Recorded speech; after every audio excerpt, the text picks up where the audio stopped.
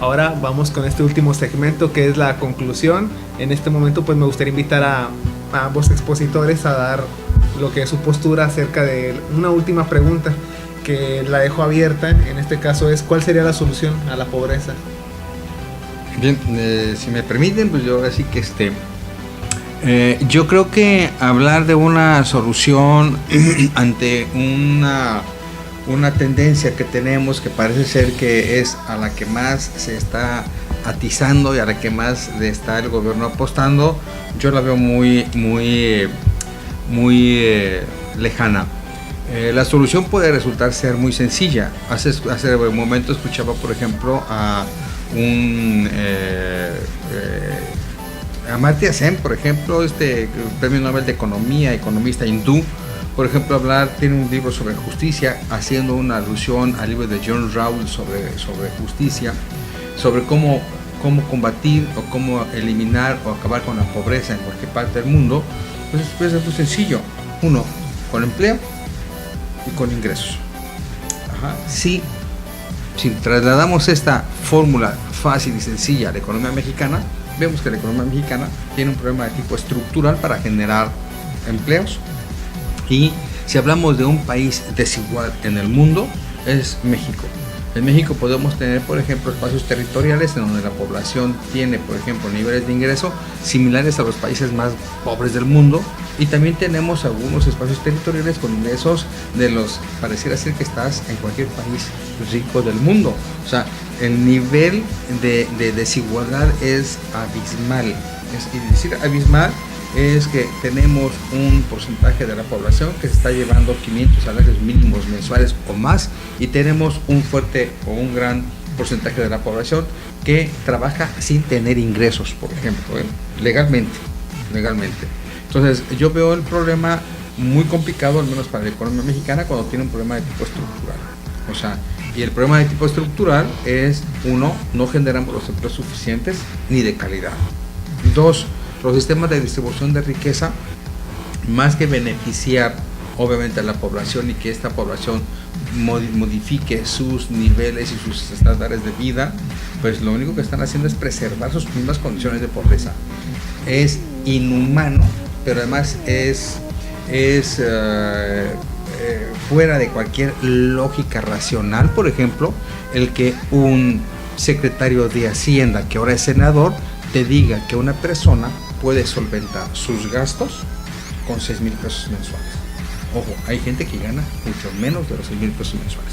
Pero decía esta persona, secretario de Hacienda en su momento y ahora senador, ese tipo de alusiones, ¿no? Ese tipo de expresiones que están prácticamente fuera de cualquier realidad. Entonces, yo veo realmente un panorama desalentador. La economía no está generando ni los empleos ni los ingresos suficientes como para poder salir, obviamente, de donde estamos.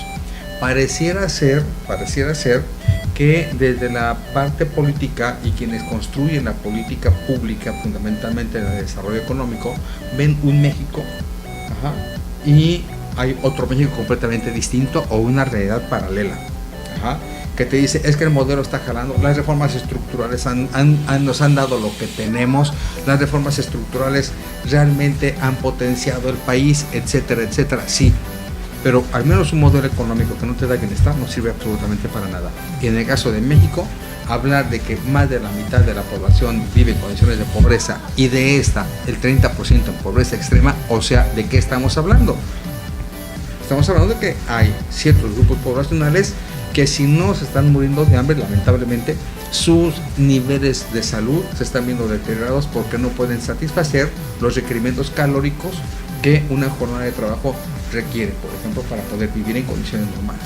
Entonces tenemos un país enfermo, pero creo que también tenemos prácticamente políticas de poco alcance que permitan realmente detonar. ¿Qué hay que hacer? Realmente aquí lo que hay que hacer es, hay que pensar obviamente en un modelo que ya no sea prácticamente el que por más de 30 años ha mostrado que no ha generado ni la riqueza ni la distribución suficiente como para poder tener un país más justo. Bien, pues si me permiten a mí, En la misma pregunta, en la misma tónica, bueno, agradecer la invitación y además la retroalimentación ha sido muy productivo. Desde la perspectiva de las soluciones, bueno, si pudiéramos nosotros establecerlas sería pues prácticamente un logro muy grande. Es complicado, no es por defender al gobierno, pero es complicado por un lado. Pero por otro lado, yo diría que habría que resolver o atender problemas casi que son evidentes, ¿no? Corrupción, tenemos una opacidad en el gobierno, una deficiencia técnica y profesional en la administración pública, que tiene que ver con algún libro que se presentó del doctor Baena y algunos otros investigadores, donde participó el doctor también, que tenía que ver con, entre otros capítulos que se describían ahí, alguno muy interesante, con la profesionalización de los elementos que administran, ¿no? La administración municipal, estatal y federal. Falta de profesionalización técnica en materia económica, en materia social, en materia jurídica, etcétera, y ellos administran los recursos que a la postre son distribuidos, por un lado. Por otro lado, atender la corrupción, el Estado de Derecho, un marco normativo adecuado, unas instituciones confiables para que si alguien se ve vulnerado en su propiedad, en sus bienes, que son producto de su trabajo, son despojados de alguna manera y no hay forma de ni recobrarlos, ni de investigarlos, ni de procesarlos, ni de acudir a instituciones por el espectro de deficiencia que tenemos a nivel nacional. Y eso es una razón evidente que genera incertidumbre, genera fuga de cerebros, genera una emigración tal vez desmedida a Estados Unidos, a otras zonas, particularmente el problema con Estados Unidos es grave, genera una falta de confianza en el Estado y a la postre una mala administración. Atender estos problemas nos podría ayudar para resolver el tema de la pobreza. Otros aspectos tienen que ver con la educación, el tipo de educación y los enfoques. Por un lado, el enfoque desde el Estado o el enfoque desde el individuo. El enfoque desde el Estado con unas políticas sociales más racionales y más posibles, y por el lado del individuo pues una cultura del desarrollo, del emprendedurismo, de la innovación, de la creatividad, de un enfoque global de creación de productos globales, no más nacionales, locales y estatales. Una proyección mundial que implique viajar, buscar, investigar, desarrollar y crecer a nivel mundial, no nacional, para salir de estas fronteras que le puedan impedir el desarrollo. Esto pues es un conjunto, ¿verdad?, de aspectos que yo consideraría como posibles soluciones al tema de la pobreza. Yo me planteo, me quedo con esas ideas, no lo voy a contestar ahorita. ¿Qué va a pasar en 2030, 2050, 2070, 2100? Estamos en 2016 con objetivos de desarrollo mundial, de desarrollo particularmente. ¿Qué va a pasar? México, catalogado como un país en vías de desarrollo durante tantos años, ¿será alguna vez un país rico? ¿México será alguna vez un país catalogado como pobre, como algunos otros que ya han transitado en esa, por ejemplo, los países de Europa del Este, algunos países de esta naturaleza? ¿Qué va a pasar en estos años? ¿Seremos más pobres o más ricos? ¿Qué hay que hacer para redireccionar este camino? ¿Cuántos años necesitamos para cambiar eso? ¿Cuántas generaciones necesitamos para ello? Pues yo agradezco aquí la invitación y el discurso, el diálogo y poder compartir estas ideas, y pues yo de mi parte quedo aquí a la disposición de la universidad para seguir con proyectos de esta naturaleza. Muchas gracias.